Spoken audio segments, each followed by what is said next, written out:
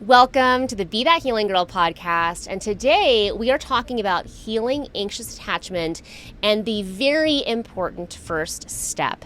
And I am really excited about this episode because I've had some, I don't want to say flashback, but kind of like that in my relationship. And it really made me reflect on where I was at when I first started this healing journey. And I would honestly say a really pivotal point in what was helping me heal. And when I say heal, I mean really feeling like I was going to be okay no matter what, no matter whether it was with a partner. And I'll just speak about my husband. I was like, okay, well, it shifted for me when I said, I'm going to be okay no matter what, whether it's with him or with somebody else in the future. And so if you are in that position where you are really ready to be okay internally and feel secure in yourself no matter what, then this episode's for you, especially if you're starting the healing journey of stopping the overthinking, of stopping the second guessing. Is he going to leave me? And if that is you, then you're in the right spot, honey. And if you are new here, my name is Claire. I'm your host.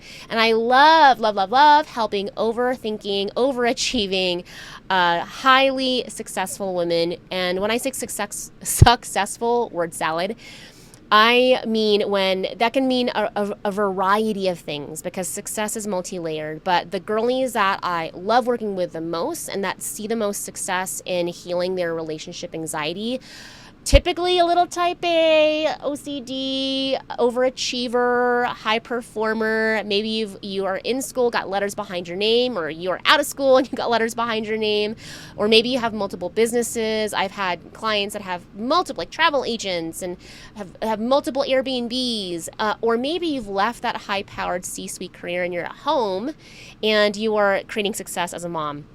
If any of that is you, then you're in the right spot because that's my sweet spot. That's who I work with because I was that person, high achiever, high performer. And it was really great in my career and really pretty much everywhere in my life except for my romantic relationship. So if that's you, buckle in because we're going to dive into like the really big first important step and what I feel is really pivotal in people actually changing how they feel in relationship. And if you are enjoying these episodes, leaving a 5-star review on Spotify or Apple is seriously so appreciated. I notice every single time. I love going in there and seeing, it's like your little way of high-fiving me and letting me know that this is impacting you, and I appreciate that. So let's dive in because I want to just give you the download on where I see people. Okay, maybe you're doing the hot girl walks, you're working on your nervous system, you're going to therapy, but somehow it's still not clicking. And by the way, that is like every time I talk to a new client or a person that's in my one-on-one practice or in my signature course, the confidence code, this is like literally where they're at. They've done a bunch of things. They're in the therapy, but something is still not kind of jiving.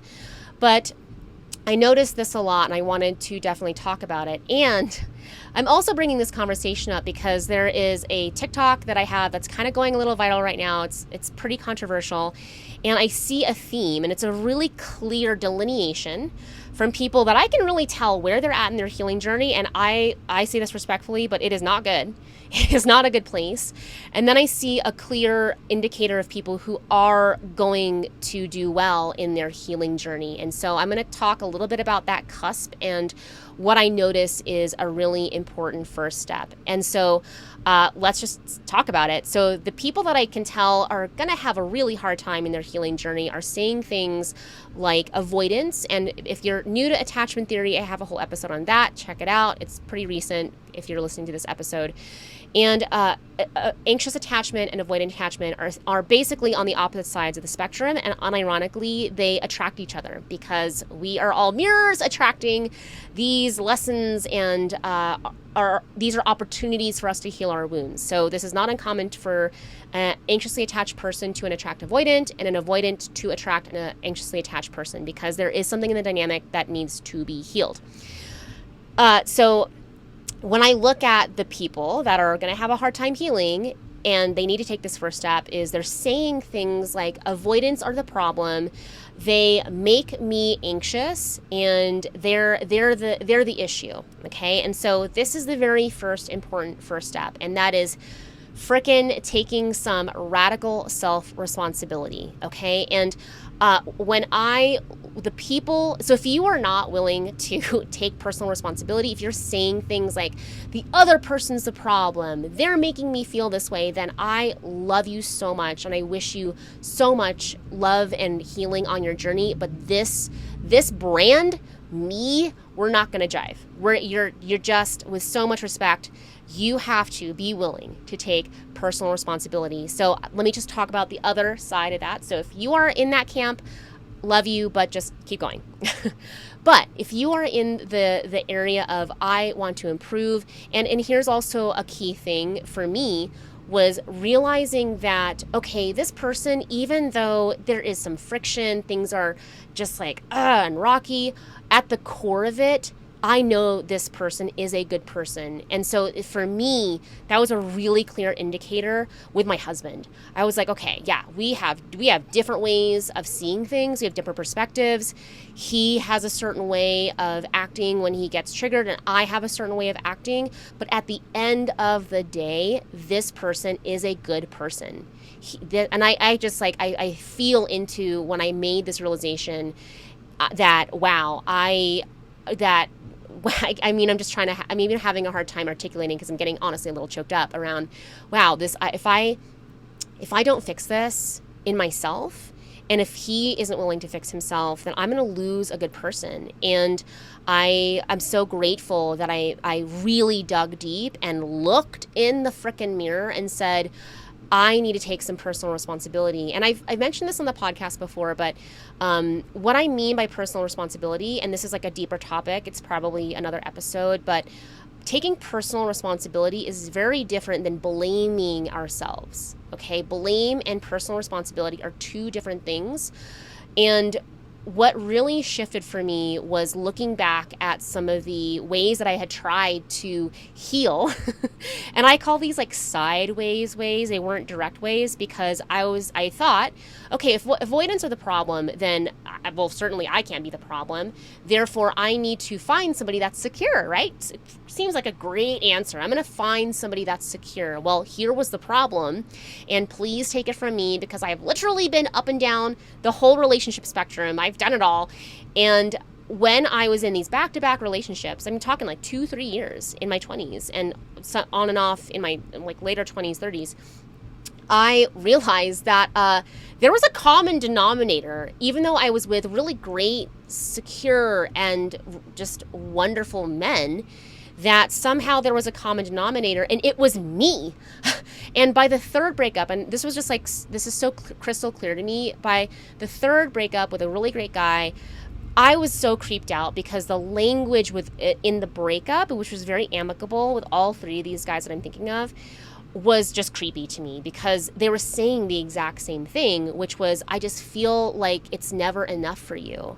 And even right now, I just can feel the sadness in my heart of like holding both that person and myself in my heart around, wow, I was so unwilling to take responsibility, to be personally responsible and personally accountable to how the relationship was unfolding, that they took it on because they're secure. And they just said, they took, honestly, probably too much responsibility around that. And I realized, oh my gosh, okay, if they're three guys who I've spent they didn't know each other, I spent 2 or 3 years with, how are they saying the exact same thing? It was like, oh, light bulb. Oh my gosh, that is actually, I'm probably the issue. So when in the summer and the time period before I met my husband, I really took some time to dig deep. And when I say personal responsibility, let me be clear that this is simple, but also not easy. Like, something can be really simple, but also at the same time, not easy.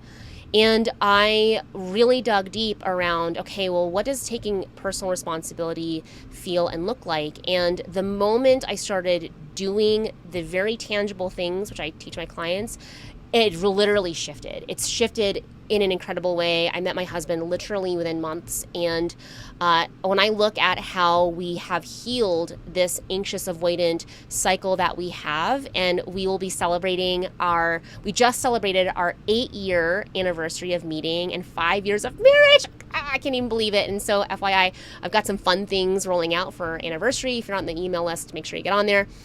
But when I look at how we get closer and get deeper and how we really healed that initial rough patch of and being on that roller coaster of anxious and avoidant, it really was taking personal responsibility and radical self-responsibility. And I'll just admit this, that it's taken me years and lots of time and energy and life force and investment to really understand that, especially through the lens of anxious attachment.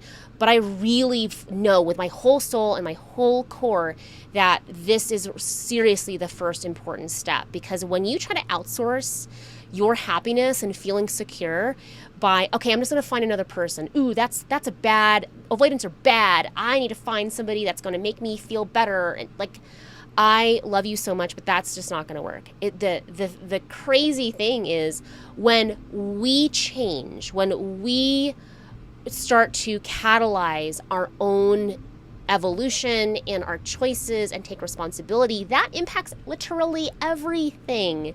Literally everything. So that's like saying, I'm going to use a really simple example. So if I point the finger and say, ugh, that gym or that workout or that diet didn't work and I'm just going to find something else. Like, this is why crash diets, which just like, I mean, we didn't know this in the 90s or 2000s, but now we see that that's not the problem. Like, honestly, when I look at fitness, it doesn't actually matter what you do. If you take personal responsibility, if you're like, okay, it doesn't matter if I am surrounded by people who eat a bunch of fast food. If I take the responsibility and say, I'm going to choose to eat healthy, even though I'm surrounded by people who are unhealthy, that's how you lose weight. That's how you reach a fitness level.